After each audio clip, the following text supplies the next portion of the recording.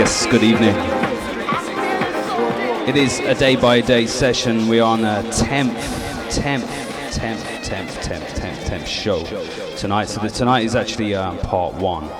And we have some special guests with us. So we're going to play a couple more tunes because it is warm in Berlin tonight. Since the whole of the day has been going cooking away at 33 degrees, we're coming to that point where we also want to actually have some of our great moments, enjoy ourselves. Hypernatural.Berlin. Respect to Philippa, who passed away recently. When I first heard this album, it was a CD, bigged up by Wire Music in the UK. And took me somewhere else. Took me actually away from techno into house music, especially more the dubby environments, bass lines, warmth, disco samples. Rest in power, man, Philippa.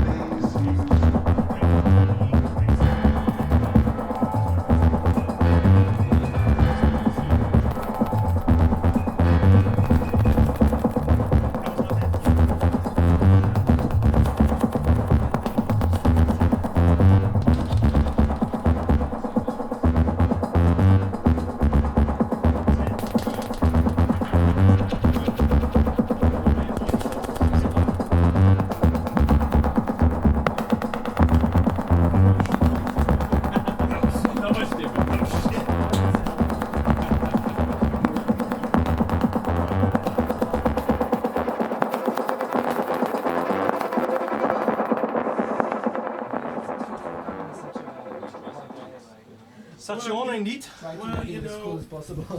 I was like, okay, you know, I told Bobby I could, because I was in front of the fan, bro. I know. And by the way, I took a I'm taxi coming here. to see Tom Dante Spent like a ton of money just for you.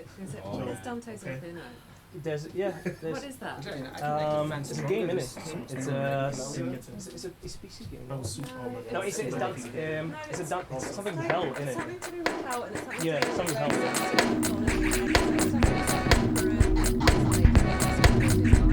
Yeah, I've heard it's like I don't know really like exactly like it.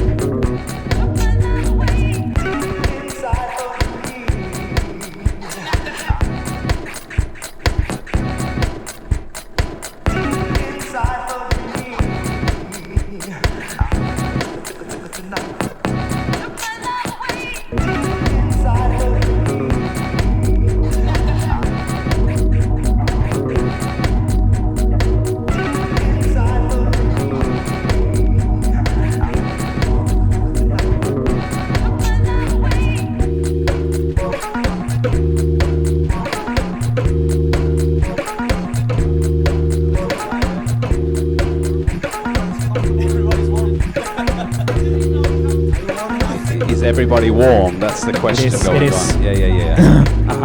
Hypernatural show 10.1. Oh yeah. It's getting close to kickoff time, right? Are we about to kick off? Yes, we are kicking off. Word. We are indeed, yeah, slowly but surely. Yes. So Hypernatural, welcome for a beautiful guest here joining us. All of you at home watching us. We are here in a special celebration. It's our 10th show. It's a milestone. Wow. We made it to this point. We made it to this point, and we're still kicking. Still kicking. And still alive. Yes, and we're planning to keep on going. Yeah, it's the Kung Fu power. Is a screen on?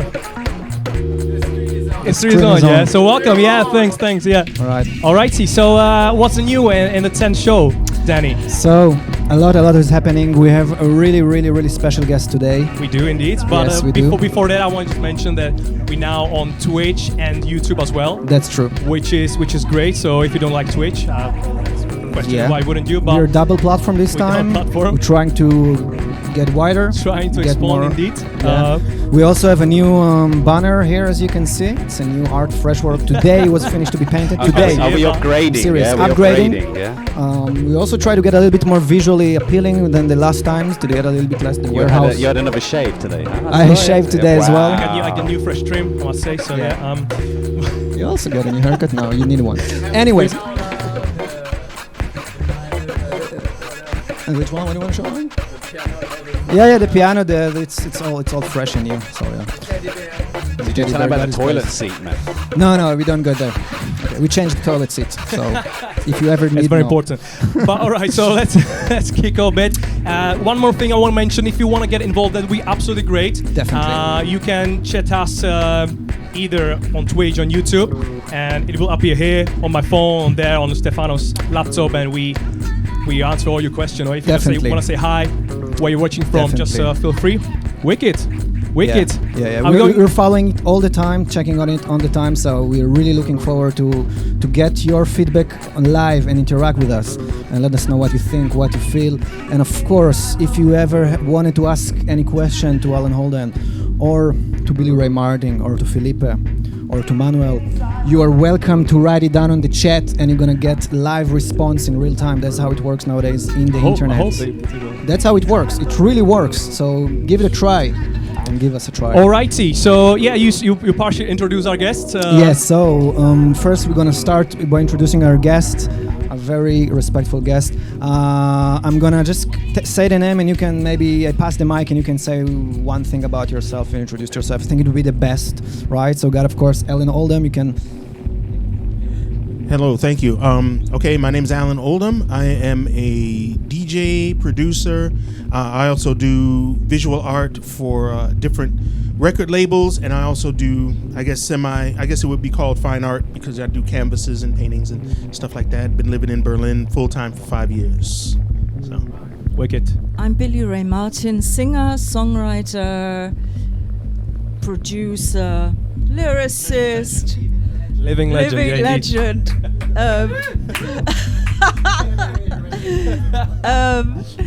You said that, no? Only living legend in this room. Only living legends. What else? Living in Berlin for too long.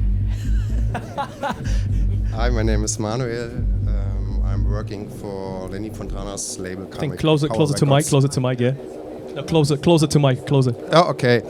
My name is Manuel, and I'm working for Lenny Fontana's record label, Karmic Power Records.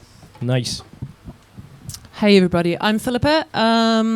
I do a variety of things, but basically I make music. I make electronic music, house music, and I DJ. I've DJed for 20 years, and I teach electronic music production at a local school, and I've lived in Berlin for 6 years. Nice. And I'm doing a master's at the moment in creative music production. Good stuff, yeah. We should get to that later in the program. But so, what do you think, Danny? What should we start? Like, what's the question? Well, what's the topic, by the way? Like? There's a few topics we want to try to involve to get in this show. So, one of them, Philippa, you mentioned that you're also a music pedagogue in some music teacher. Music teacher. I mean, I said pedagogue is a general topic. And Ellen, as well, you are involved in some way in music teaching in some way. Yeah. Is true? Well, yeah, there was a short class back in my hometown of Detroit where we were teaching teens how to make just basic beats on Machina and to DJ on Tractor. And I was asked to be part of this, and it was a really great experience for me. And it was good to be able to go back to my hometown and actually, contribute. Yeah. Nice. Yeah, so music education is also something we want to talk about truly. in the show. I was thinking, like, the topic, mention the topic for us, maybe, would be... And the other topic we want to discuss here is about the comfort zone, getting out of the comfort zone, basically, as an artist, as a musician. As a human being as well, because I think that's very essential. That's something what we have to do at some stage if we want to progress. So maybe the first question, if I ask to all of you, would be, what was the first, like, the comfort, like, what was the comfort zone in an early stage of a career which you had to leave in order to progress? What was the first one you remember when you're thinking, like, okay, that was the one actually, and that made me actually moving or rolling forward? Like, do you have anything like that? It could be a place, it could be anything. I mean, anyone wants to refer. Of course there is, isn't it? Yeah. See your face, like, you're like, maybe Philippa wants to start. Some memories like kicking in it. I mean, Tom, you know half the story, really. So basically, I have been DJing in New Zealand for it's moving to Berlin story, and part of the story is actually just culture shock and coming from New Zealand and moving to the other side of the world, continental Europe in my mid-30s, and then freaking the fuck out. It's quite far from everywhere in New Zealand. It's a really long way, yeah. Right. So I was very well established in New Zealand in my DJing career, and so much so that I was a full-time professional DJ, and I'd headline national tours and all sorts of things like that. And then so you're also touring around, like, not just in New Zealand? All the time. Yeah. Right. And so I came here, and I really naively, looking back, it was incredibly naive of me, but I came here thinking I can just, I can walk into clubs here, meet promoters, and say, hey, I'm DJ Philippa from New Zealand, and people would give a shit. Yeah. I've told this story so many times now. I tell my students this story. It was an incredibly humbling experience for me, but before it was humbling, it was just outright terrifying. I had a really difficult time adjusting to life in Berlin, and also trying to redefine myself if I wasn't DJ Philippa. So you went. It was like also artistic process for you to change something about your persona. I think or the two things are intrinsically linked. Like you can't have like being a creative person is being a human being. So the challenges that you have as a human being are going to be reflected in your art. If you're not happy, you're not going to be creating very well. That's truth. That's totally how it works for me anyway. So basically, I had a really hard time. I had to redefine myself in terms of who was I if I wasn't DJ Philippa, this person who's DJing all the time. And basically I started working in this really amazing school, which we're going to talk about later, and I threw myself into music production, and that is what saved my ass. So it was a transformative story, it completely, in that the focus in my creative professional life completely changed, and I got there in the end, but it was fucking dire. So you say basically leaving the comfort zone and coming to Berlin and get this humble experience, that's what made you start producing music? So the way that I saved myself was I focused on music production and running. Running as well. Running, jogging. It's important to be fit to be DJing for a lot of hours, right? Just say one thing. I signed up for a marathon in Slovakia, so you're welcome to join me. Yeah. Cool. Yeah, we talk about it later. Okay. All right. So interesting. Maybe Alan, you want to tell us your takeoff on this subject? Have you anything? What was your comfort zone like? The very big one. We want to hear first one, like first big one, like. Well, I mean, you constantly. I mean, to have any longevity, I mean, you constantly have to kind of reinvent yourself in the business, you know, and I've been in it so long, the music has changed like 3 or 4 times, you know. So I think that the first thing was when, like, I used to play like, well, I still play like more upbeat techno, but I used to play like really banging back in the day. I used to play like 140, you know. This is back in the late 90s. Yeah, in the late 90s. Huh? Yeah, it's super crazy. But see, then it died out. You see, then it crashed. So you had to get out of your comfort zone in that respect, because you had to kind of recalibrate how you made tracks and how you DJ'd. And I think the biggest getting out of your comfort zone moment was like Philippa is moving to Berlin full time, because I had been coming back, you know, back and forth, you know, and I would come for 3 months and do gigs, and then I go back. But when you know, when things happened in Chicago that kind of led me to get a visa and stay, basically I gave up. I had like a whole studio back in the States, you know, like a whole outboard studio. And then I started just doing tracks completely software based when I moved here. Right, exactly. So I started doing a lot of stuff software based. I started making different kinds of music. I was just talking to Bobby. I just made these house tracks like last week, and you know I'm just experimenting now, you know, and doing other sorts of. I've done some trip hop stuff, but it's getting away from just the straight line monotone techno, and you know, but a lot of times you're forced. You know, like I was, you know, you're forced to like go a different way, and a lot of times it's rewarding. So that's kind of. But how did you feel back then? Was it like, did you feel any like anxiety, or like was it like just I don't feel comfy about it, but like? Well, it wasn't anxiety so much. It's just the realization that, you know, you've got to switch up. You know, you just can't keep selling the same old stuff. You know, and you just gotta adapt. You know. You know, financially, it wasn't such a good time for me. Okay. We won't share that with the world, but why not cover that? But well, hey man, okay, you know, I was living a real like blues jazz life where, you know, shit was rock bottom. Well, no H.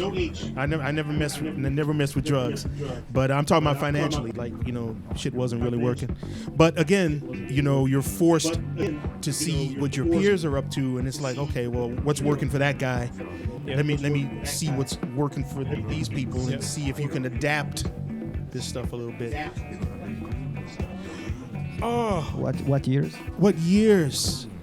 Well, man, techno completely died in 2005. Completely died. I mean, after having its phase from the 90s phase. Exactly. You know, when Minimal came in, that was it for everything. Minimal killed the techno.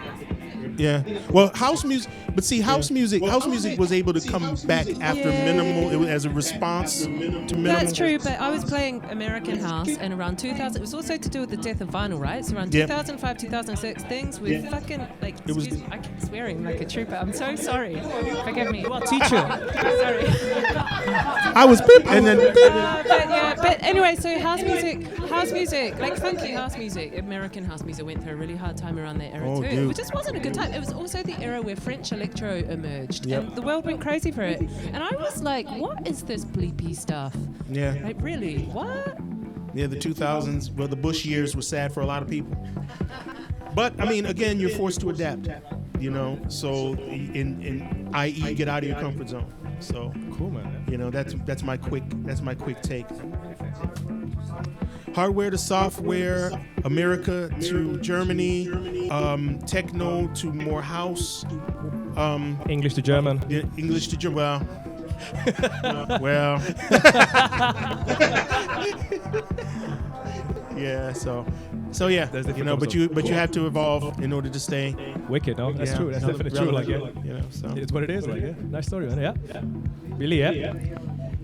What's your story? Musically, musically in my early stages or any time, I never left my comfort zone because I shaped whatever I was doing. In the first place, I was already comfortable in it. Do you know what I mean? Yeah, so yeah, I would start, you know, as a teenager, basically, you know, start going out looking for bands. I already knew what I was doing vocally. Then I went, oh no, I'll try something else. So I'll find the right people to do that with, you know. So I never had a comfort zone I had to leave because I was comfortable all the time. I mean, you know, I would just go and just go in the rehearsal room with bands in those days. And then when I started with electronic music, again, I was already there. I was already like, I had this in my head all along.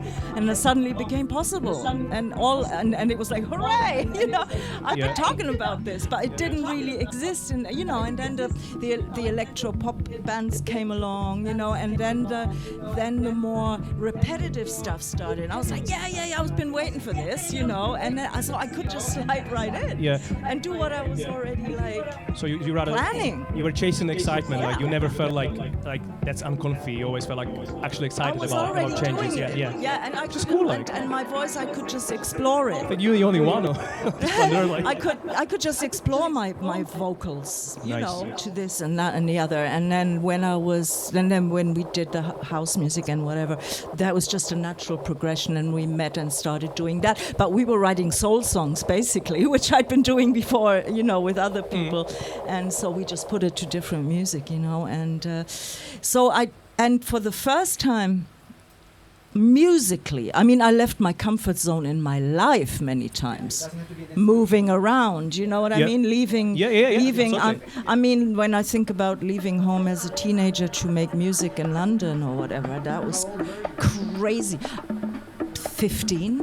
When you went to London, 15. Yeah, we ran away from home, and it's a long story. Long story short. Good place to run away.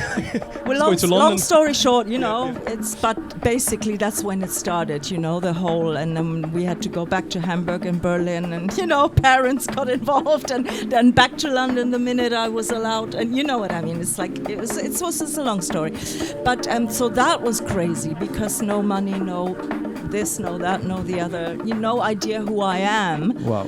Or how to survive. I mean, that's a whole different story, but you know, but musically I just left my comfort zone a year and a half ago, big time, for the first time, and it's the best thing I've ever done. Want to hear about that?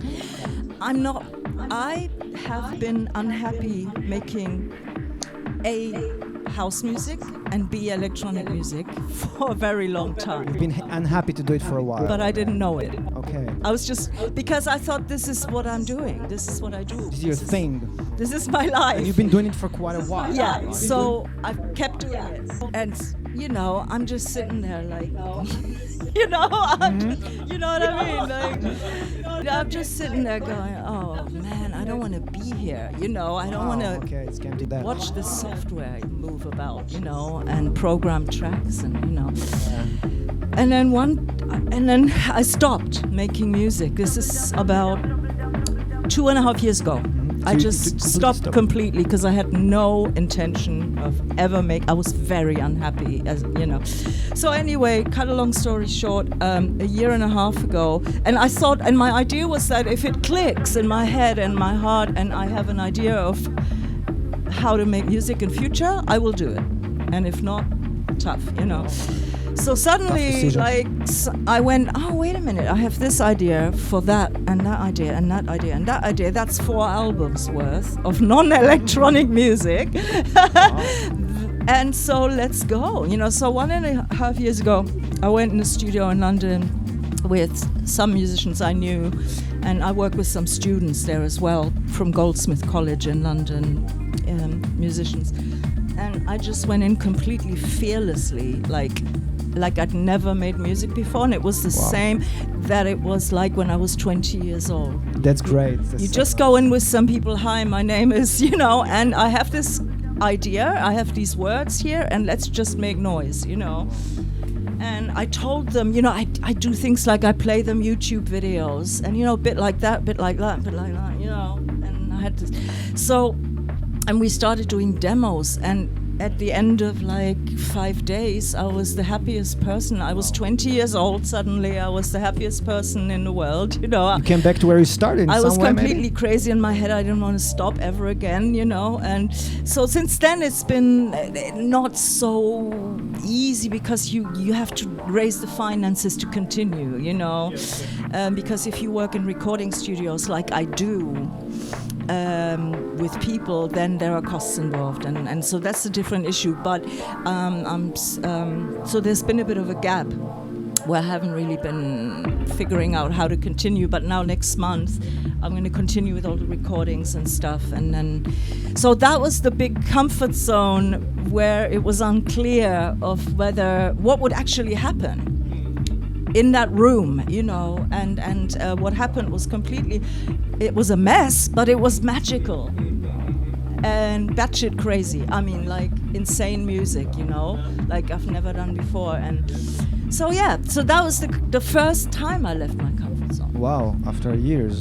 And can you put a finger of what was exactly the difference? The difference was that you just like gathered with some random musicians in opposite to being in front of in a studio with the computer. Yeah. Mm-hmm. And I mean, you know, just the interaction and the spontaneity. I don't have to wait for this thing or for someone to help me program or for someone else to program a track, or, you know. It's all not just play music, right? I just have this idea and let's develop this, you know, and then everyone starts making sounds and then I'll be like, yeah, like this, like that, you know.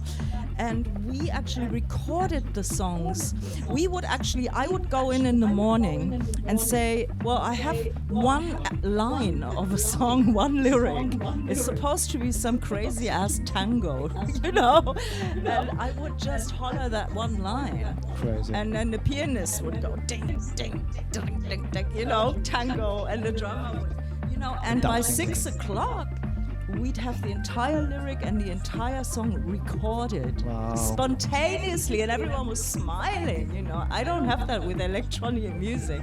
I just don't, ever, you know. I had it back in the day, maybe, you know, when there were more people involved, you're in a room, you know, because in Electribe 101 we did our mixes live. This was pre-automation, yeah. So, you know, there were 4 guys going, you know, and me sitting there going, what? Do you know what I mean? But it was exciting.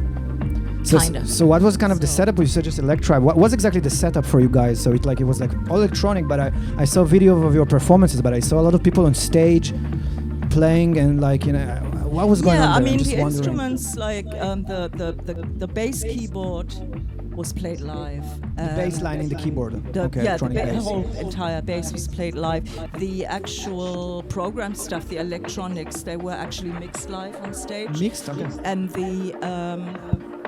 what else? And the keyboards were played live as well. So we actually played live. Really live. There was no Ableton or anything like that. No, that didn't exist. No. Exactly.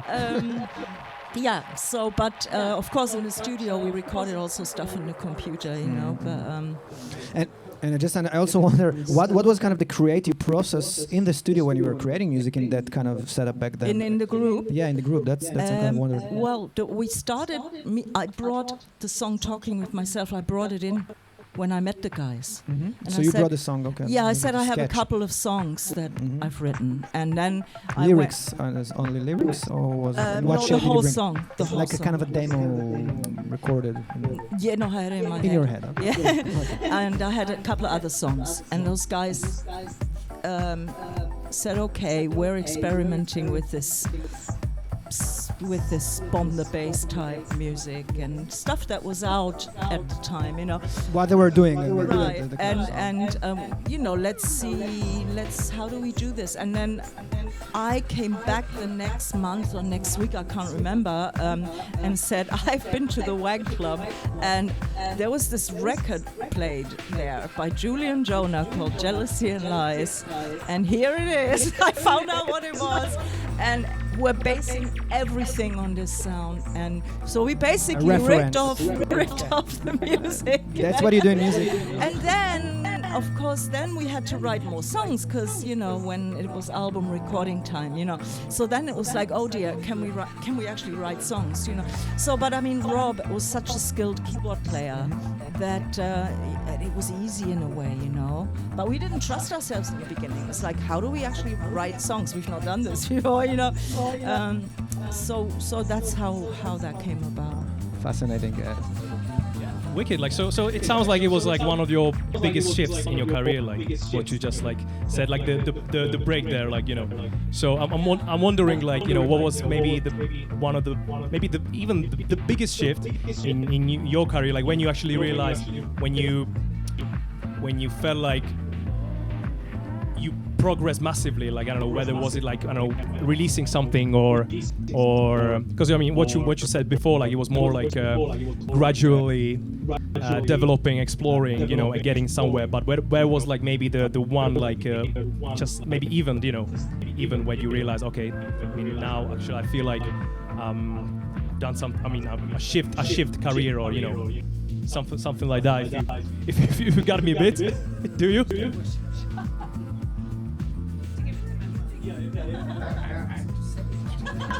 I'm only 10 years in the business, and so there's... Not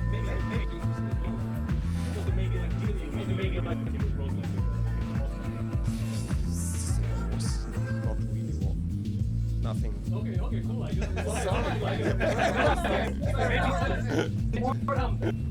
Well, I mean, he's so modest. Yeah, he's a self-taught. I mean, I would call him a specialist in digital, like streaming and stuff like that. And you a know? house music lover. Yeah. So I'm And a sure, house music like, lover. one day you must have realized that you know stuff that people want to know about.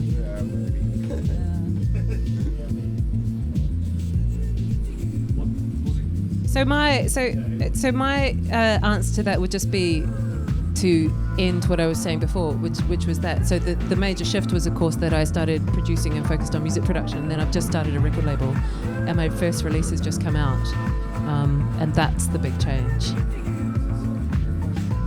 It's the first release of the record label, and it's from me. It's an EP from me, and it's been a really long time coming. Friday the 14th it came out of June. Yeah. Yeah. Thanks.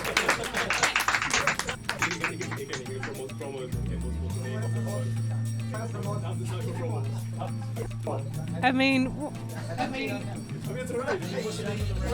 okay, so the record label is called At Peace, and it's called At Peace obviously because I had to come to a place of being at peace with myself and all the trauma that the move to Berlin had brought about in order to start to release my music into the world.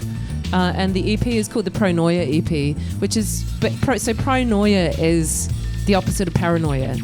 So paranoia is when you think terrible things are happening, obviously. Pronoia, by definition, actually, it means that people are saying nice things about you.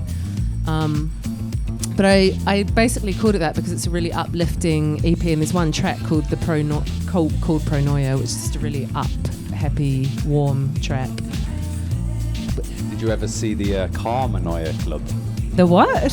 Karmanoia. This was a crazy squat party down on Hermannplatz. No. They had a basement Karmanoia. labyrinth. Karmanoia, yeah. My God. Yeah, that was just before sort of the same time as Bar 25 was kicking off. Okay, right. And so upstairs with lots of jazz music going on. It was like a crazy hotel-style bar, like a copy like the hotel bar. But yeah, downstairs you had this crazy labyrinth. You had people down there with day-glow clothing on, people giving massages. Yeah. It was a hedonistic time, right? Karmanoia.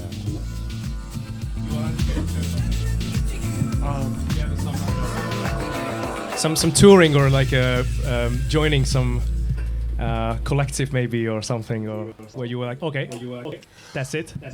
Wow. Well, I mean, not to belabor the point. It's just when I got here, everything changed for me.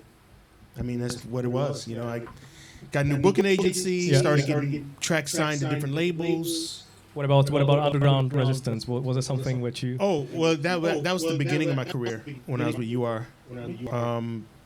Yeah, I was. Were you a radio DJ? I was. This is interesting. I was. Oh wow. Okay.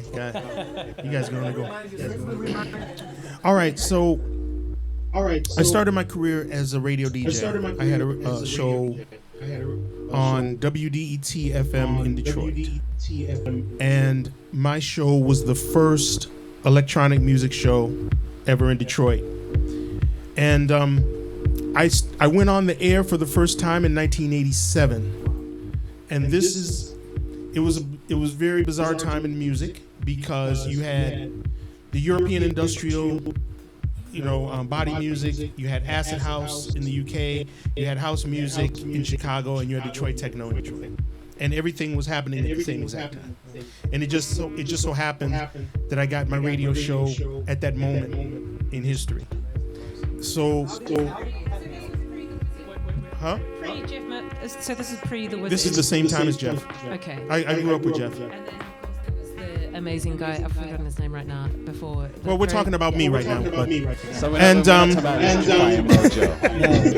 No, it's the late '80s. But everybody was contemporaries at that time. Mojo was not on the air at that time, though. He was not that I remember. But was he more from a military radio point of view first? Well, no, he always did freeform FM radio. Okay. But only black. Because in America, you had freeform FM radio, but it was like a rock formats where you had rock tracks that were no longer 3 minutes. This is where you get like Bohemian Rhapsody and Station to Station by David Bowie and like long 10-minute tracks. And Mojo was kind of that, but he was black and he emphasized on black music. Yeah, definitely the mothership connection, right? Yeah. So I just wonder, like, how did you get the show? That's might be an interesting story. How did you just finally? How did I get it? Yeah, I mean, like before you were mentioning you were not DJing before. Oh wow! What was happening? Well, I wasn't. Okay, so I'll go all the way back to the beginning, just because you guys asked. It's interesting, just. So, I was in my senior year at Wayne State, and there was a small radio station called WAYN. And it's a student radio station, and it was right on campus. And we went out to just the campus. And at the time, it was a low-level AM radio signal. Mono. Yeah. Well, yeah. And AM radio meant we only covered the campus. That was it. Low power. But if you got a job at the station, you could make air checks, which is tapes of your show, and then you can take these tapes and try to get jobs. That was the whole idea of it. It was what kind of your first? Okay. Well, yeah. So I had done student radio in my high school. So then when I got to Wayne State, I just marched into their radio station and asked if they needed any help. And I did the news for a little while, and then they gave me a show. So you were an anchorman as well with the news. Kind of an anchorman? Yes. Anchorman? Well, yes. Because the whole concept was for me to be a real DJ. Like a real one, like a personality DJ, And mixing and all that stuff had not even come into it yet. I just wanted to be like the straight. When you turn the radio on and you hear the guy, that's the guy I wanted to be. I didn't want to, no house music, no electronics, no nothing.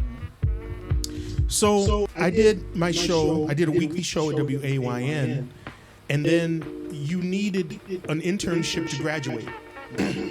So a buddy of mine told me that WDET was taking people for internships.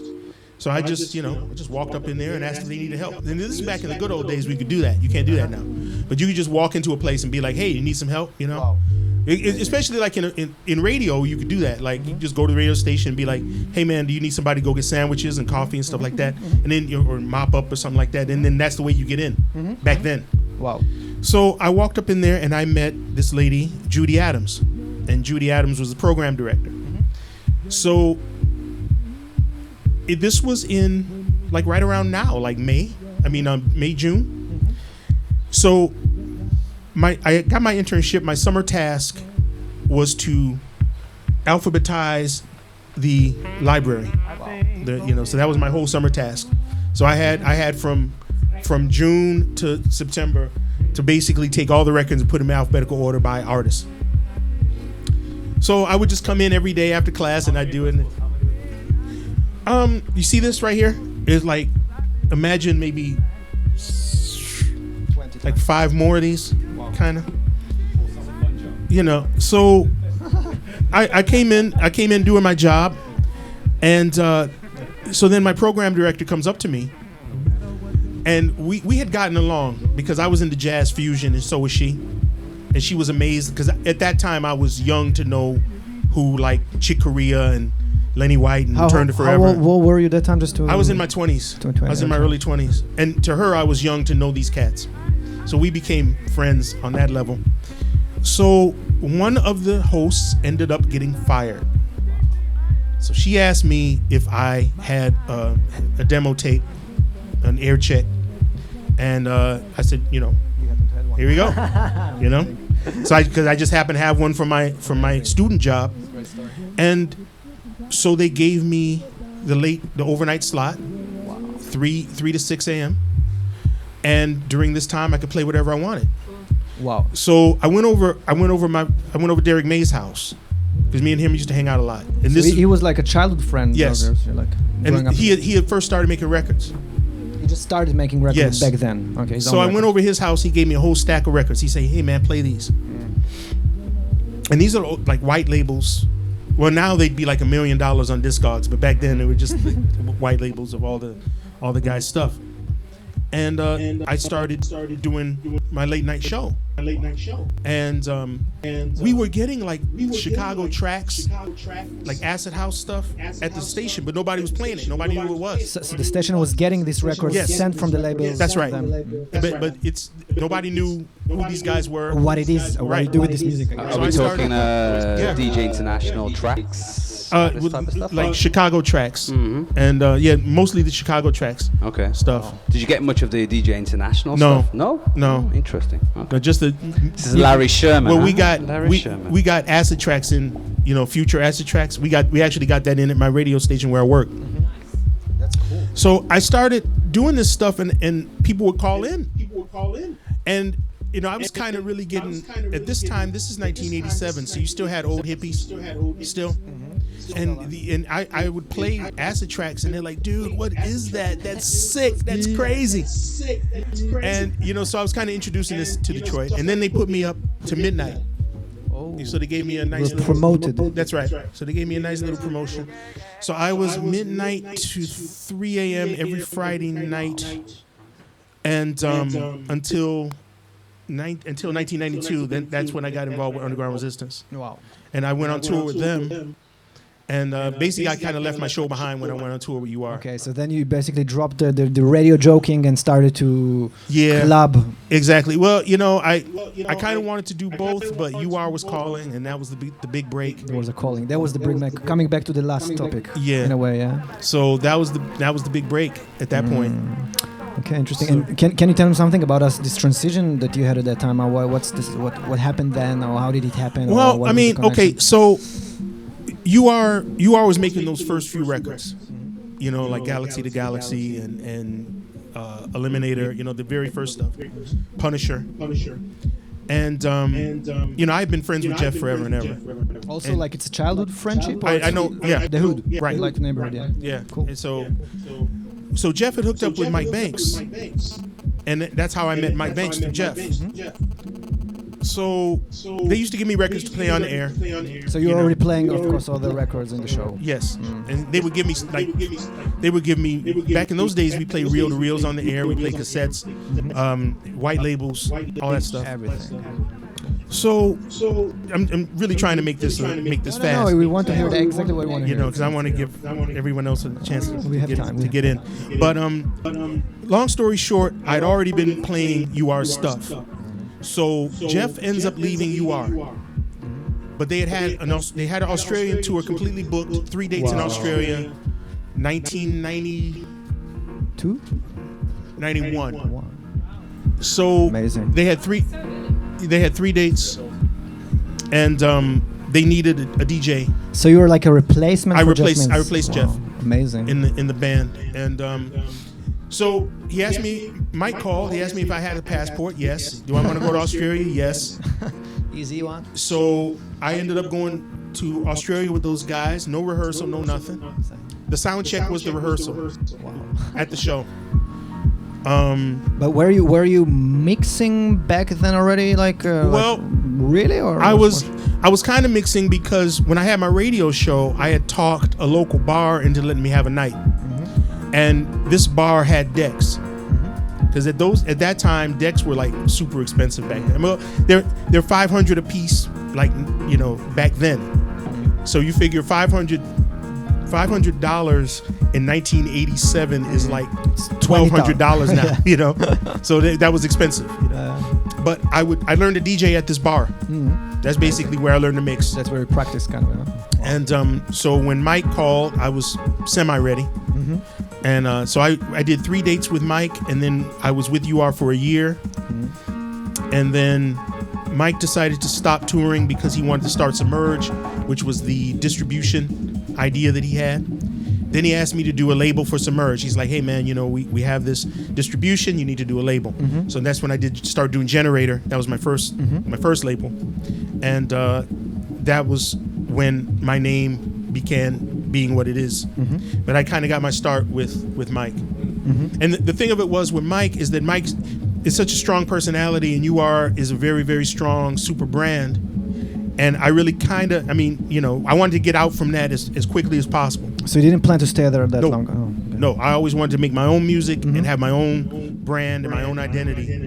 You know, a lot of cats stay with Mike. And, you know, Mike kind of gets credit for a lot of times because his name is so big. But I kind of wanted to get out from that like fairly quickly. And he kind of gave me the opportunity to do it, you know, with my label. You know, so that was kind of the that's how I got my start. You know. So if you talk about the moment, like for the last question, a moment, it's something for the shift. That was a sort of a shift for you. When Mike Banks asked me to go on tour, that changed my life. And you know what? And I just saw him last month in Detroit. I always tell him that, man. He told I would not be sitting here before you if it wasn't for that man putting me on back in the day. And so that phone call changed my life. In fact, the frustration is that I've been waiting for another call like that, and it's been 25 years now, and that call ain't happened, and I'm a little disappointed. Oh yeah, I forgot about that. He said to come on Hypernatural, and that just changed my life. I'm sorry, I completely forgot about that, buddy. So yeah, forgiven. Yeah. So that was the big shift. Amazing. And now he put me on this path, and here I am, basically. So it's all thanks to him. Great stuff. You know. So what about you, Billie? What was your first like? Because you have some great hits in your discography. So was it something like that? I mean, like link up with some producer when you suddenly made a hit and that was it. Like you were well known worldwide, or?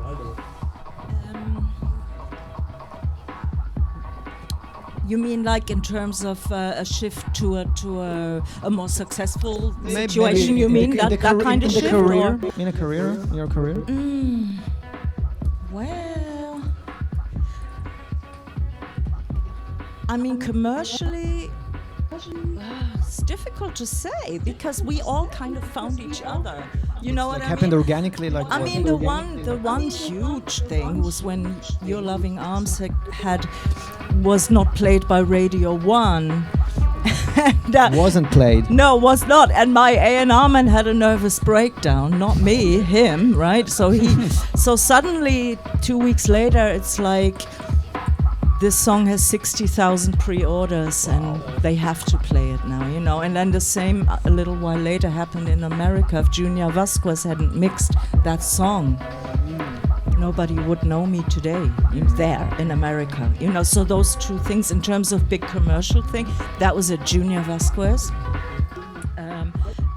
And Billie, did you travel to New York and actually witness your track played out? How does that feel? I was booked by in well Junior's club, which was it Sound Factory at the time or Twilo? I would have said so. Oh my Yeah, God, Sound it must have been Factory. Sound Factory. Yeah. So I was booked, and I mean, these guys in America, they don't want to pay and stuff. I'm like, I'm not going, you know. Yeah, but you have to perform your record. It's huge over there. I'm like, no, I'm not going, you know. So finally, you know, the money came, and I went, you know, and it's like, yeah, you have to perform at 6 a.m. And I'm like, shit, man, you know. It was not the best slot. So I'm in the hotel, you know, they're trying to wake me up, and you know, and so the limo comes and off we go to this club, and it's packed, you know. And I have like no clue what's about to happen, you know. Mm-hmm. And did you have a sound check or? No. Oh wow! So raw. this is Tough 6 a.m, and they're all raving, you know. And there was like a band, or and was there like was no, just a backing track and me in my evening gown. I had this, you know, I was doing the Dietrich thing at the time, like, you know, I'm getting frocked up and. Yeah. So I'm like not having and there's this catwalk. The stage was a catwalk. I thought, good, you know. So someone announces my name, and I'm doing 2 songs, and the first song I'm doing is Not Your Loving Arms, and so there's a huge response though. Everyone's like, woo! And everybody know the lyrics. No, this is another song that people had never heard before, you know, because the album wasn't released at that time.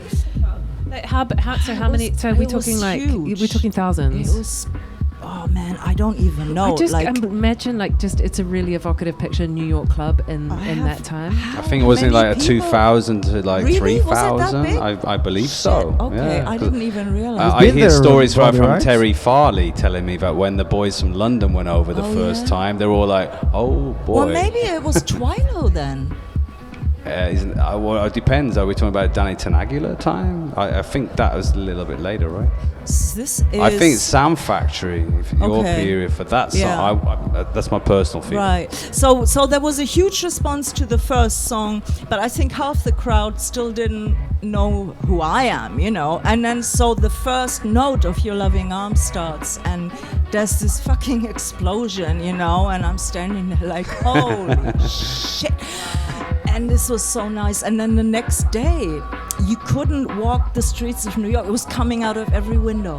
Wow. You know what I mean? And it's that one moment in your life, you know. And this is what my manager back in London said to me when we had 60,000 pre-orders. And I'm like, well, what does it really mean? You know, it means Radio 1 is going to play the song, you know. And he's like, this happens once in your life, so take note. You know, he's like, you know, I've seen it because he used to manage like Culture Club, Boy George, and all these guys. And he's like, I've seen it then, and I'm seeing it now. Is this going to happen? And you better be ready, you know. I'm like, okay. So I guess that those sorts of moments were, you know, the thing. But I mean, then there were other things like that have nothing to do with commercial success, where I must have been about 16, and I was in Berlin. And in Berlin, many people don't talk about this because everyone talks about the electronic, the sort of the underground, the Einstürze Neubauten and surrounding scene in Berlin in those days. But there was an equally strong and known 60s revival scene. And I was in that. Wow. I was That like, was amazing let time, these Mas. electronic guys, I'll do that in a minute. You know, Okay. all So good. tell us more about that. Tell us more. So I played in all these 60s revival groups, soul and beat, and Wow. and it was a huge. Some of them had hit records in the German wide hit record. So this was incredibly alive. This was a good time, Yes. and we all dressed accordingly. And so there was one moment where I was like, so young, and I'm in this group called the Subtones. They were the most famous of those 60s groups. You know it. Huh? They said, come on stage and do this song with us. That's how strong my love is. But, it's just like the Rolling Stones played it. And I went like, fine, okay, no rehearsal, I'm going on. And I'm coming on stage. This is Hasenheide outdoors. And I'm doing this song, and I've got my eyes closed, and I'm like, and then I'm going up the octave. And suddenly I'm hearing this, and my eyes are closed, and I'm hearing the sound. I'm like, what is this? I'm opening my eyes, and like, To the microphone. 1,500 people. To talk to the microphone, please. 1,500 people had risen up from their seats, and they were hollering. I'm like, and that was the moment. This was like Woodstock for me. This was like, shit. Sounds like Woodstock. I'm doing something right. You know what I mean? I'm just. And that is actually more important to me as a moment. Yes, you know what I mean? Of course, Than at one point I sold a lot of records.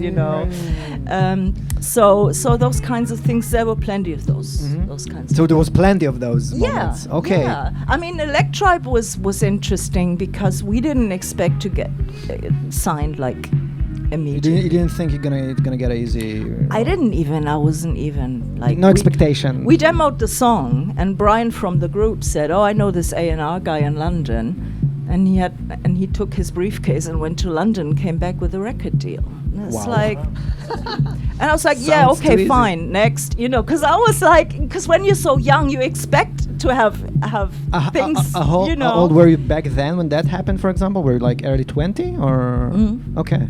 Yeah. So another question I wanted to ask you regarding all these stories is like, have you ever had any ambition as a young singer, a young musician to become successful? Oh my God! When I was this little, okay, yeah, okay, literally 5 years old. I mean, yeah. So you had it from the beginning. You wanted that. You had a desire. I told my grandparents as a child and my parents that's what I'm gonna do, and and that's what was leading you. Yeah. Worked out pretty well. Yeah, and left home the minute there was a chance to do so. Wow. With no other thing in mind, Wow. And wow. So it was quite clear. Philippa, you wanted? Yeah, you also said like that you had this. So it was not when I was so little, but so my mother was a piano teacher, and I was brought up singing and playing the piano and having parts in musical productions and singing in choirs. And my whole life was all about music the whole time, and so I just always knew from the age of about 11, 12 that that's what I was going to do. And then as I got older, it just became more entrenched. Nice.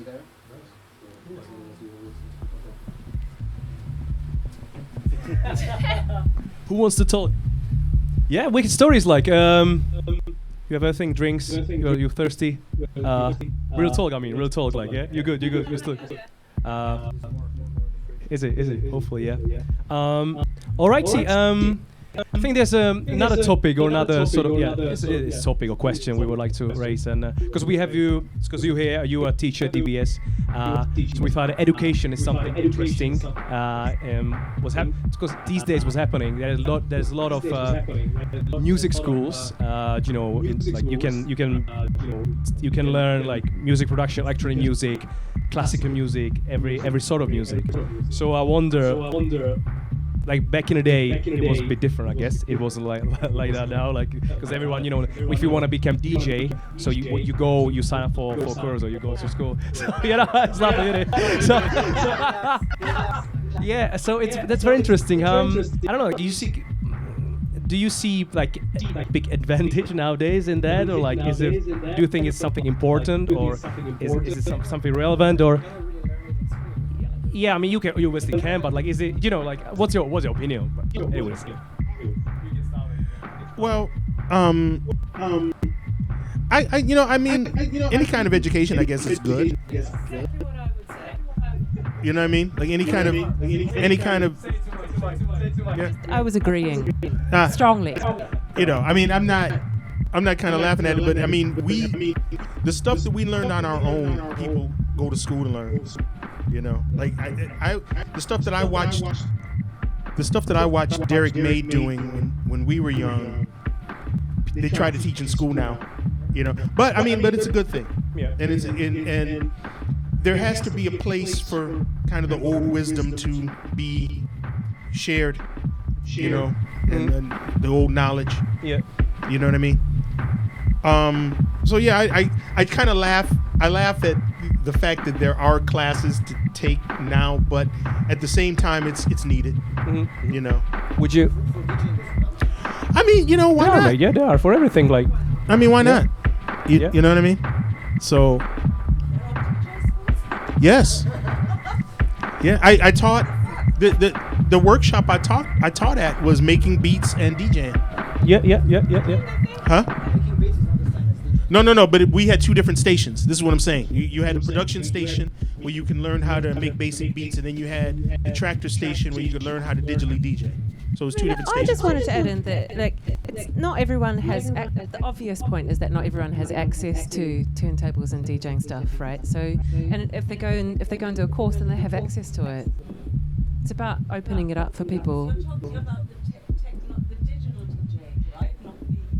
I'm just talking about DJing in general. Well, any it's the kind same of. thing. Well, any kind of. No, you don't have to. No. Well, no. Well, that's the. No, But you know what though? That's the way we did it. That's the way I did it. I mean, I inherited my boyfriend's turntables, and I took them over, and I still own them actually, funnily. But my point is that but what about I feel like I'm from a pretty privileged part of society in the world, but what about people who don't have access to things? And I don't know. I think there's lots of different reasons why courses can be a cool thing for people. Yeah. Even though people unprivileged not necessarily always can afford courses. I say the people who are unprivileged not necessarily can afford courses. Yeah, that's a really good point. Yeah. But see, those are the guys. Those are the ones that go into the bar and get their own night and learn in front of the people. Right. You know, like I did. You know. Yeah. I started DJing. I didn't do a course. I just went to a club and fucked up big time until I can mix now. Woo, you know. So. I'm also maybe thinking because now obviously age is different. Like, you know, I don't like. Can you actually go to a club and fuck it up just a big time? No, that doesn't exist anymore. So you have to be. I feel like you have to be so ready. Everything has to be done like from sort of social media. The industry is a really different place right? now to what it was 20 years ago. So you don't have the luxury just to go and to try things out or ask, hey, can I play? Like, I mean, you know, you have to bring something more. I believe. Absolutely, you do. Yeah. No, absolutely. Yeah, I agree with Philippa. You know, but see, you know, I don't scoff at the idea of people taking classes and being taught. You know what I mean? I mean, it's just a different time. Because when I first started to DJ, when I first started DJing, they didn't even really accept this as music. Okay. Right. Like there are still issues around that. Yeah. Well, no. I mean, it was bad. Well, see, when I was growing up and you went to a club to spin this stuff, the only guys with the sound systems were the old rock dudes. Okay. And if you weren't out of band, they did not understand what you were up to. Yeah, you were for playing in between the bands. Right. But see, they didn't. They were like, "What is this?"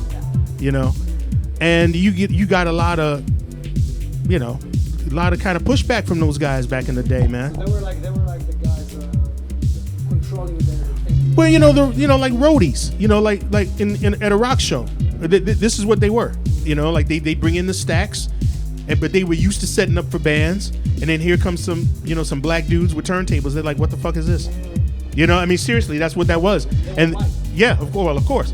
And then this is almost, I won't say pre-hip hop, but you're a black dude and you're not playing hip hop, so you're just like exploding all kinds of people's brains. It's like, well, what is this shit? It's all one song for 2 hours. What is it? I don't understand. So it was a lot of hurdles, man. Back, well, and I'm only speaking from the Detroit aspect, but it was a lot of hurdles back then if you wanted to get into this stuff. But yeah, you had to try hard. Right, and then see, I was on the radio before, and that's how I was able to get this bar gig. Just because you were on the radio. Yeah, because I mean, you say you're on the radio and you're the bar owner. So some dude walks in and says, I got a radio show and I can like bring heads to your bar. Oh sure, we'll let you play for like 5 hours on Friday night, no problem, And that's basically what it was. It was a suburban club, and I would play like hits, because that's how you had to do it. Like you had to play the hits. What kind of hits? Like no techno, of course. Oh no! Well, you had to play like the hits of the day. This is back. What was the? What well, were the put it hits like of the this. time? This is like Groove is in the Heart by D-Light. That's when that was big. Definitely. Yeah. And there was a song, Hippie Chick. Remember that track? No hippie chick, hip. That stuff. Anything. We used to have a thing called Jukebox Network in Detroit, which was MTV, but like kind of local. You had B-52s. Well, yeah, So anything that was on there, you could play out. But then I would play like a little 10-15 minute mix in between, and that's when I would learn to DJ, like actually mix. And then we were also pushing the techno records. Well, that's when I would do it, because you had to put it in between the radio hits. Wow, but see, cool. that's just what you had to do back then to get the music out. So I lasted at this place for maybe 2 months, something like that. This bar. Yeah. It was a suburban bar. I don't even know how. What kind of crowd was participating? It was a suburban crowd, man. It was. What was really wild is they would have teen nights. Teen nights. Okay. So like the local kind of high school kids would come, and you really had to be up on what they were up on. Whoa. So where were they? Well, the first week was kind of bad because I didn't have nothing that they liked.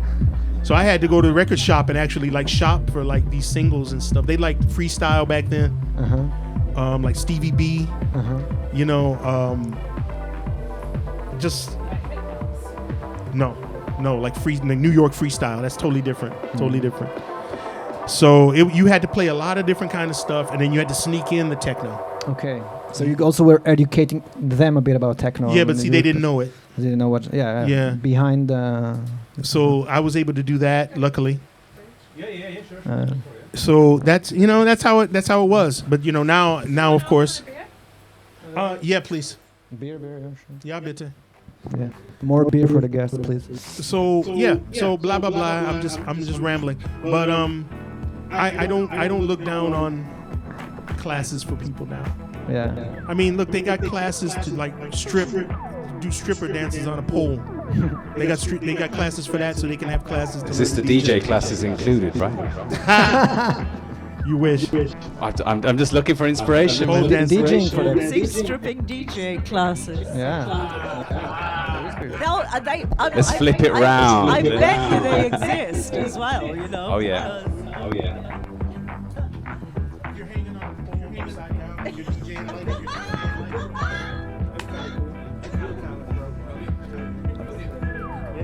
I think the most bizarre education I've heard is learning about David Beckham. I think it's in England. Like you actually go to class and learn about David Beckham, which is quite weird. Yeah. Yeah, exactly. Yeah. It really exists. Like there's no beer. Jesus. What is this? That's over, innit? You have to run. But no, so with my rider said beer. What was it? Yeah, champagne.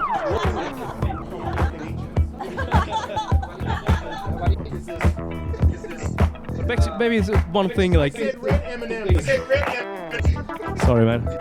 Sorry.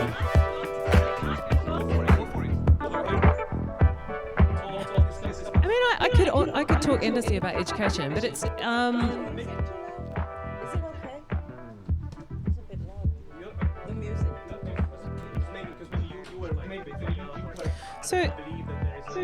So what I would say is that I feel like it's the world of electronic music production, as you know, is complicated. It's really fucking complicated. And an educational experience that can also be wrapped up in an academic experience. Learning electronic music production, but like with an academic experience, to me it's an arts degree for a start, right? So this is what we offer at DBS. So we do degrees, and so something that's incredibly technically challenging but also academically stretching, that's still an arts degree, so you're still kind of achieving a level of education that's going to help you grow as a person, as a thinker, as someone who can actually operate within society at a pretty high level, and can contribute to the world at large in very many ways. That's what arts degrees are about. And if you can combine that with something that's technically challenging and interesting and engaging that you're totally passionate about at the same time, why the hell not? Well, it doesn't hurt, right, to go for education. Exactly. Like music education, yeah. Cool. Like, any thoughts? Like, still against that? No, I'm purely self-taught. You just like really just got into it from your own, purely right? self-taught. Yeah, when I was in Electra, I at one point I lost my voice completely. And I couldn't even speak, and and because it went on for a while, someone said, "Oh, there's this singing teacher called Helena Chanel. She's actually quite famous. She's she taught everyone, Peter Gabriel, George Michael, blah, blah, blah. She's the person who, when Shirley Bassey famously lost her voice on stage one day. You know that famous incident? Do you guys know about this? You can tell us about it. It was a big. It was a big show in Germany, I believe, and Full House, of course. And Shirley Bassey comes out in her robe and she opens her mouth and goes. Oh my God. Shirley Bassey is the one who sang Diamonds Are Forever, James Bond. What's Diamonds Josh Are Forever? says a note. I know. So, and basically that was it. She walked off. Everyone got their money back, and Shirley, and then she went to Helena, and she fixed her. She fixed everyone. Wow. So I went to Helena, and that was my first ever singing lesson. And what was it like? What did it open up your mind, or? Well, at first, because I'm a born rebel. I'm always against everything from the start. So Helena taught me to first lesson is always breathing. You breathe properly, then you sing properly. You know. And I'm like, okay, well, what else, So, I'll practice this breathing thing. And I said to her, well, will my voice change? Because I don't want my voice to change. My voice is okay. It's good. And she's like, it might get a little bit darker. I'm like, well, I don't want that. And I went home that day, and funny enough, I had a record. This was for DJs. It was a Whitney Houston a cappella. 12-inch of I Want to Dance with Somebody Else, some song like that. And I went, well, let's see if Whitney does that technique that, and if it's good for Whitney, then I put the record on, and I could hear, because as a singer, I can feel where notes come from and where they go. I can feel it in my body. And it was identical to what Helena had been teaching me. So I had about 25 lessons. To this day, I'm best friends with Helena. But I never needed another lesson, So that was that, really. Philippa, you said you were educated from young age, right? And did you miss that? I already. Oh no. Sorry. What was that? Sorry. I didn't miss it. You want to say something about it, or? About your music education, you said you're studying from the beginning, right? Yeah, well, my mother was a music teacher, so I did. But I mean, not to a really super high level, but I did classical piano and singing to grade 7 level. And yeah, I had singing lessons, and you just reminded me that when I first went to my singing teacher when I was, I don't know, like 11 or 12 or something, for weeks we were just focusing on breathing. Yeah. For weeks? Yeah. It's so, because when it's so boring, isn't it? So when boring. You have to do and I remember thinking, this is so strange.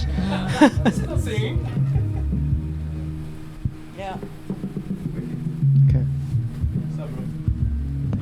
Nice one. Yeah. Nice one. Yeah. Just,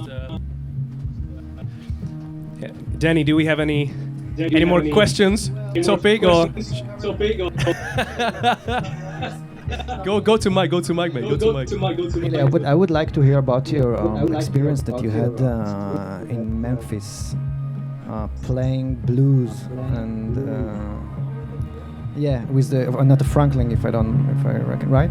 Oh yeah, I want to hear about that because I was like, oh my God, that story is. I mean, I don't know if these names are gonna mean something to you people here. But to me, as a fan of Southern soul music, basically I wanted to record with Willie Mitchell and the High Records players because I was a fan of Ann Peebles and Al Green, and I went to Memphis to meet them all. So I'd met them all already, and the funny thing is, the record company I was signed to when I was in Electric 101, they had actually called Willie Mitchell in Memphis, and so we've got this singer here, and I think they played him a song.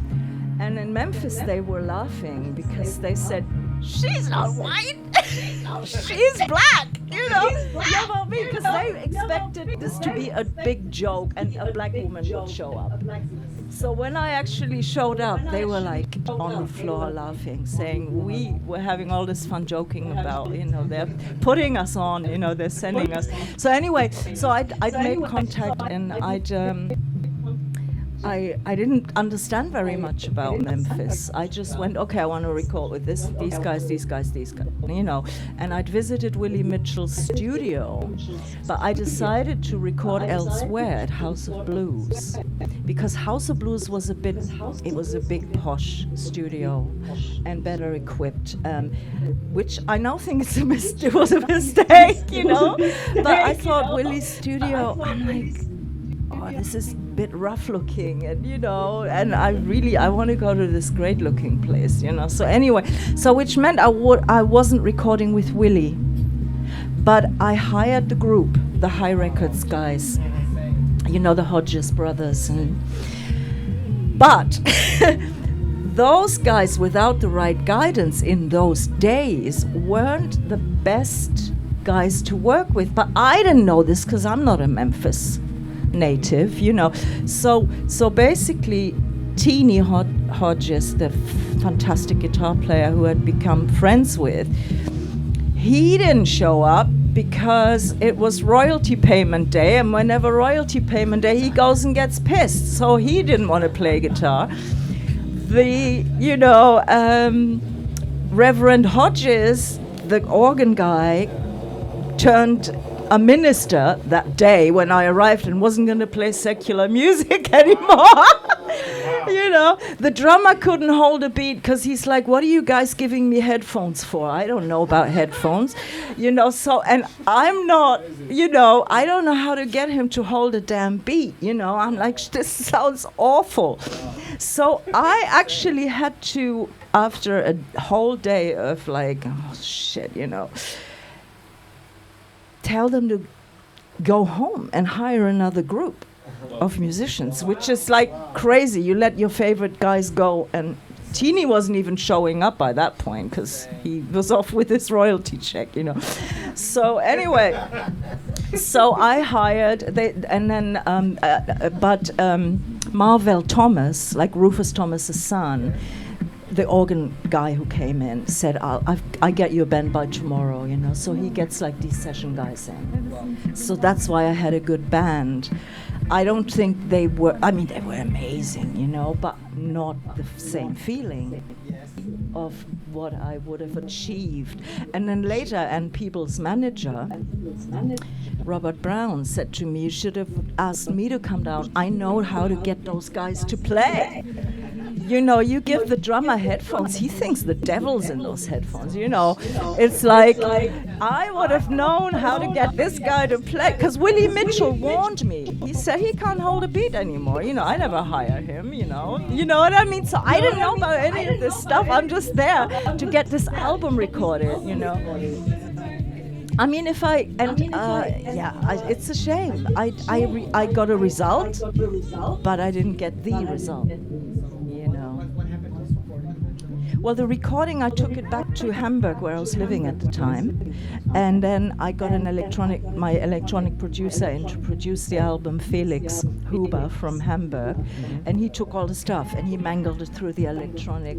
So we mixed it with electronic music. So it came out eventually. It came out. Oh yeah. It's the album 18 Karat Garbage, and some of it really works really well, and it turned out really well. And other tracks maybe could have been better, but as a whole, it's a good album, yeah. Okay. So, but I mean, it was crazy, and I mean, for Anne, you know, Anne Peebles singing backing vocals on my album. This is like, you know, talking about a shift in your life. You know what I mean? Your hero sings backing vocals and does a duet with you. You know what I mean? It's insane.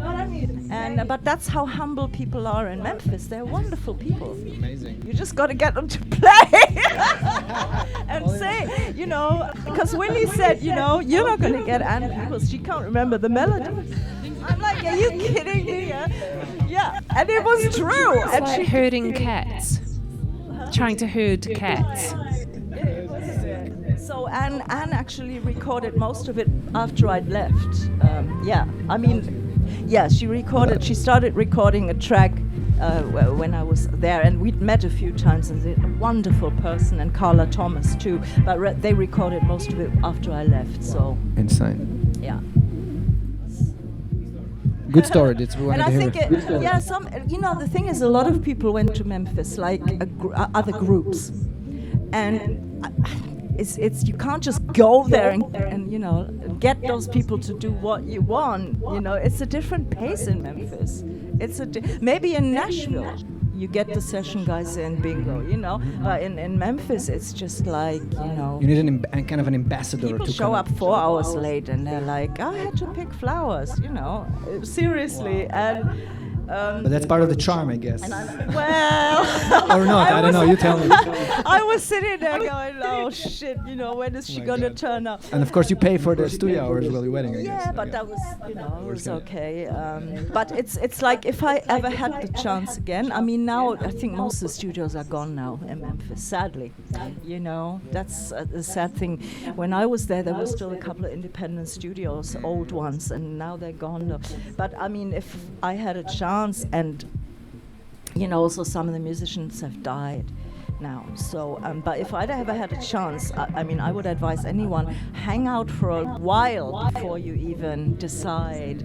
Good advice. You know, and feel the city. Don't just go there and expect, like I did, for it all to everyone to do, you know, I do this and everyone plays, you know. So but I mean, it was still great, and yeah. Amazing. But I mean, I now wish I'd recorded maybe with Willie after all. But there was also a chance that Willie, because you know, Willie wasn't doing the Willie sound anymore at that point, you know. So I was really fearful, as he's going to dump some modernized shit on me that I don't. And experimental yeah. stuff. Yeah. You know, because they weren't getting their own sound anymore, that they were, you know, and Willie was hiring other guys, you know, so I was like, this is too vague for me, you know. But, I mean, you know, it's could have, would have, should have, you know. Yeah. It's like, yeah. So. Amazing story. Billie, another thing that's not going to do this story, but I also wanted to hear about when you were warming Depeche Mode. There was also something that I would like. I know it's taking it to another time, like throwing you, but... Oh my God. In those days, the Depeche Mode audience were fucking Nazis. All right, we got it on camera. Nice. They've all grown up now, and they're kind to support groups. In those days, the sport was get the support group, bottle them off stage. No ways. That what it was about. Like. It was so bad. Wow. Like This is you a little have. bit like Elvis Costello and Suicide. Oh, maybe, maybe it was horrible, and so here, because we were a group, we were just having success, and we're like, "Wow!" Depeche Mode invited us personally, to come on this tour, and they were so kind to us to do that, So we're like, "Yeah," And I'm a female singer. I just want to bring the songs to the world. I'm not out there, you know what I mean, to get bottled off stage every night. I had no clue. First show, Brussels. 20,000, 25,000 people. I come out.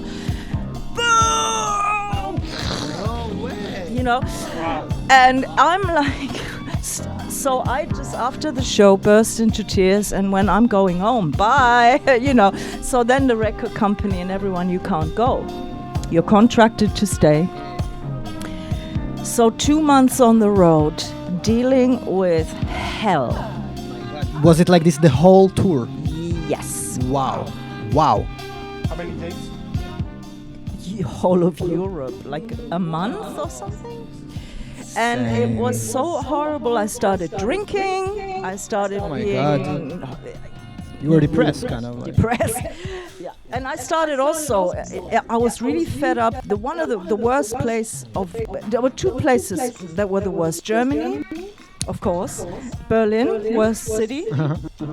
And Paris. And I would actually go out and stare at the front rows, scaring the shit out of them. Yeah, basically looking at them like, if one of you fuckers are going to throw a thing at me. And I was scaring people. I was like, the manager said, I've never seen anything like it. She scares the shit out of people, because I was so fed up. And then in Paris, it was like, it's a national sport to actually bottle the sport. So, the lights come down, and you just bread rolls, shoes, coins. What? Just raining down on you. It's raining baguettes, and nobody finds it fucking funny, And like and there were like scenes like where in Paris I basically said, this is it. I'm not going out there ever again. And there was in Paris. It was. I mean, now it's funny, but it wasn't funny then. It was like the lights go down, and there's this rain, feeling like rain, I'm like, oh, they've got like an effect going on, water from the ceiling, Lights go back up, the stage is full of shit they threw at us, A bread roll had switched off the bass keyboard, the bass player standing there going, fuck, this is like rock and roll. Horrible, and then, I said, look, I'm going. I don't care what you guys do. If you want to play on, I'm out of here. So the band are all like, okay, after the song, we go. But they forget to tell, like, Les, the bass guy. So we all go off stage, and Les is on stage, and I go, ah! It was very funny. And, all the jokes backstage from the catering people, Wow. Would you like tomatoes with your dinner? Because we'd get tomatoed every day. Oh my God, they were laughing at you? Man, like, this is horrible. What the fuck? What is this? It was so horrible. And the My group, actually, one of the group had to go out. It was, I can't remember who it was, would actually go out before the show and tell people to chill the fuck out, So it's like, it was really horrible, and it put such a strain on the band that we actually, after that, we never really got on very well anymore. Wow. Because it's like, who do you Honestly? blame, and politics and No, label. the insecurities that would have crept in. Yeah. You literally were experiencing trauma. It's a really traumatic, ongoing The experience. band didn't last very long. A after bad that. gig has like repercussions for musicians, right? This is like way worse than that, and endlessly. Yeah. Wow. So, and it's nice to see now that this doesn't actually happen to people anymore on Depeche Mode tours, Wow, and what was the explanation? How come the Depeche Mode had such a what kind of crowd was it? They Like just wanted to see Depeche Mode and no one else. I mean, Wow. in Germany they'd have DM with felt pens drawn on their fucking foreheads. It was like the Wow. hills have eyes, It was really bad, And they're like, we do not want to see this other group, basically, Wow. So insane. Yeah, it was like Depeche Mode is a religion in Germany. You know what I'm saying? Yes, it is that big in Germany. Like it is. It's a religion. I'm just thinking of what still gets played in the supermarkets though, like super 80s stuff. I'm like, okay, yeah, maybe. I also didn't know that. It's Yeah, it was not good. And the strain it put on the group, I can't emphasize that enough. You understand that?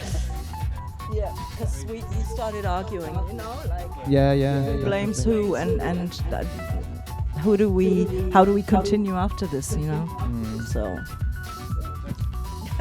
that's quite crazy story. Impressive, interesting story.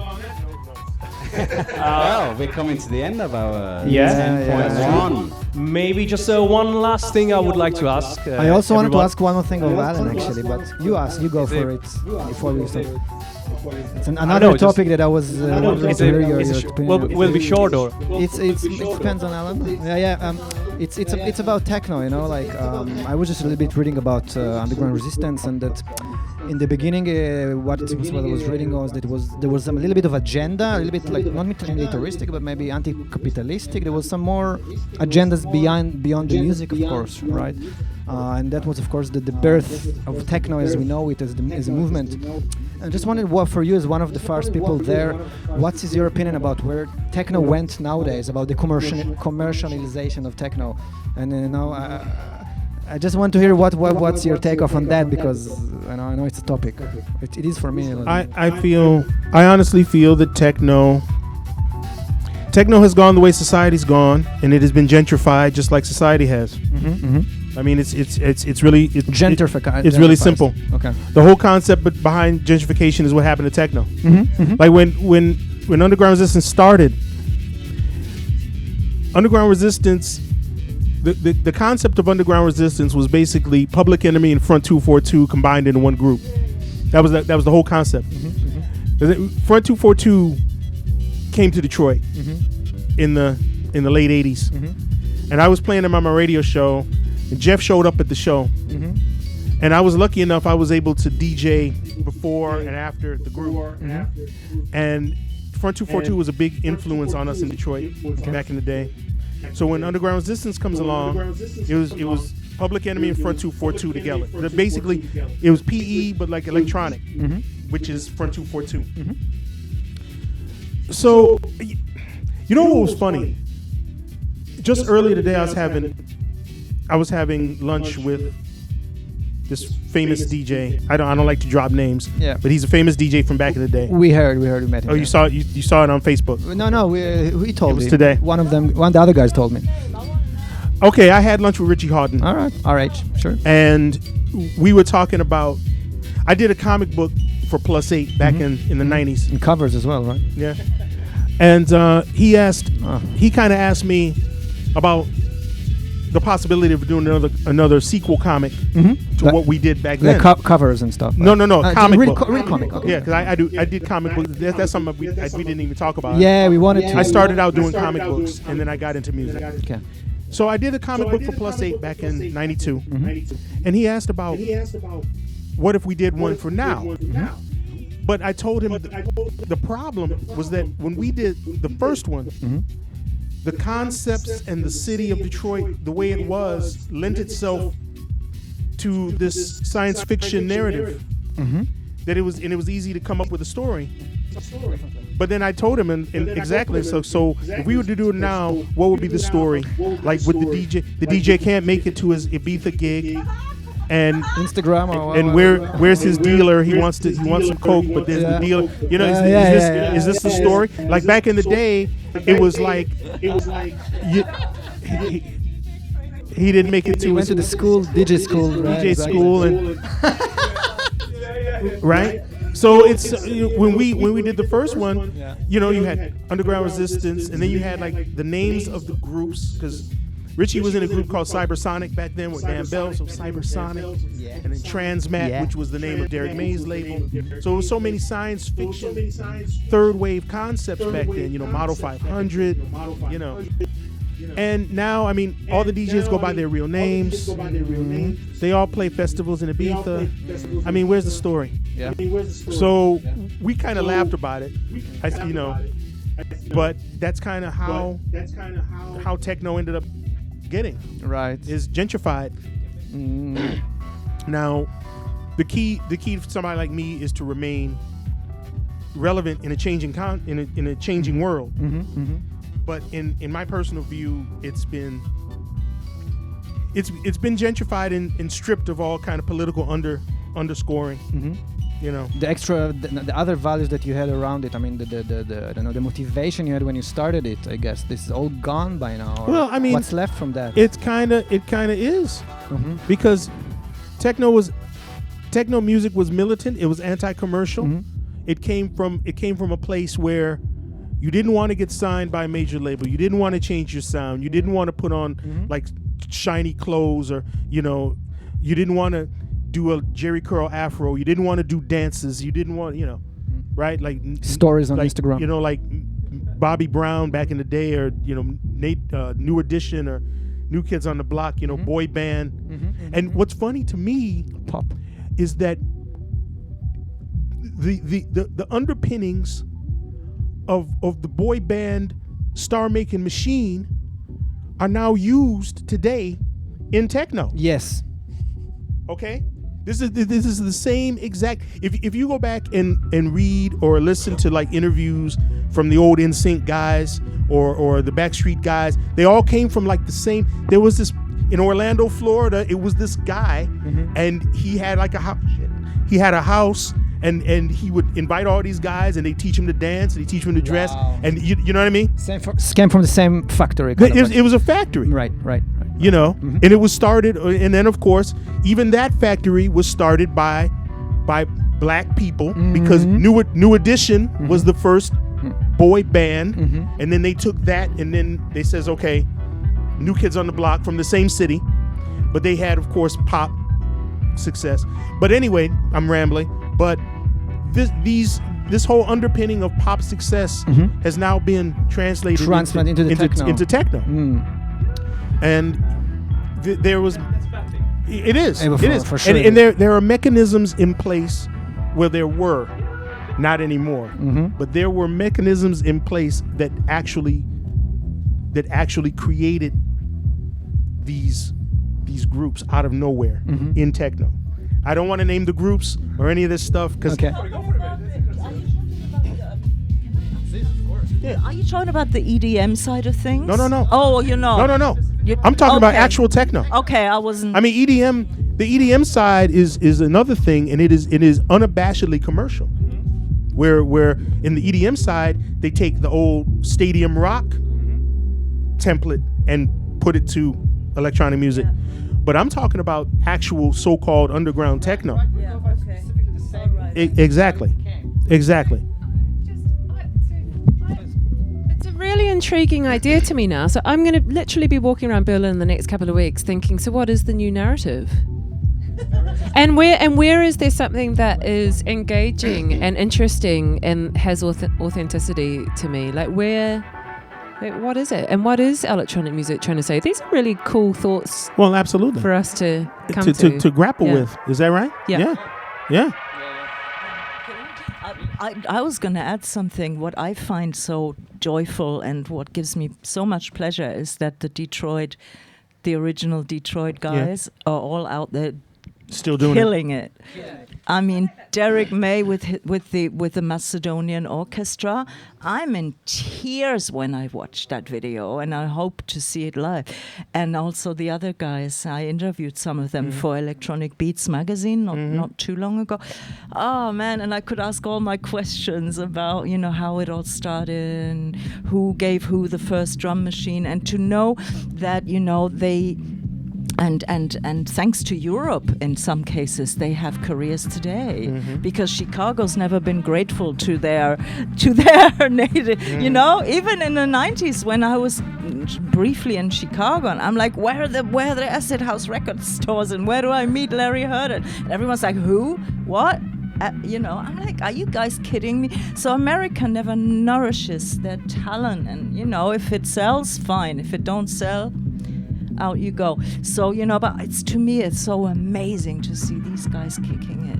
I just wanted to say that because, and they're as fresh as ever, you know, and they can just, you know, they're just killing it, yeah. And they have the skills because they are the guys, you know. A friend of mine just put it in such simple terms once, which I'm sure everyone can agree with.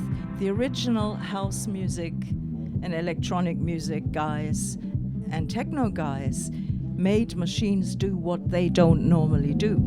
Right. The guys now and the girls make machines do exactly what machines do. That's why I'm a bit presets. And not with either. with the echo either. effect. Well, not Presets, always, but At least mine's analog. But you know what I mean. Just because we've seen it before, we've heard it before. We know what machines sound like that don't do what they're supposed to do. You know. So it's and it's no one's fault. But I guess now we're at a stage where it's more like, okay, well we're getting the established sounds out of the machine, and I think that's the huge difference, and that's why it's never going to be so. I mean, yeah. There's a lot of amazing stuff out there, a lot, and there always will be. You know. Just go for it. There's definitely a lot of amazing, innovative music. Like a lot of like UK techno, the sounds that's coming out of the UK at the moment. To me, they're incredibly inventive, and like the combination between drum and bass and ambient music and techno. Like there are these middle areas that are being explored in places like Bristol. That's so fucking fresh, and it's so strong and it's so powerful. Like there are still amazing, and there always will be amazing things happening. So what is your advice then? Like, I mean, you know, we talking about like, okay, so kids these days they play this and that, you know, and you feel like there's no vibe, like there is like no soul, generally speaking, like you know. So what would you like, you know, tell me? Okay, so I'm young generation, I'm becoming DJ. I'm like, okay, mate, so you know, what should be my direction? You know, if I, do you know what I mean? Like, Get a job. Well, do something useful, like be a doctor, help people. We don't need more DJs in the world. That's true. That is so depressing. We need cancer researchers to help cure cancer. Cure for cancer. Climate change. Who said climate change? I don't know. I'm not shitting on the youth at all, but I just feel like, you know, just know the history of this stuff. Absolutely, because you know, like that's all you can really do. It's sort of like if I say it's sort of not my fault that I wasn't born like.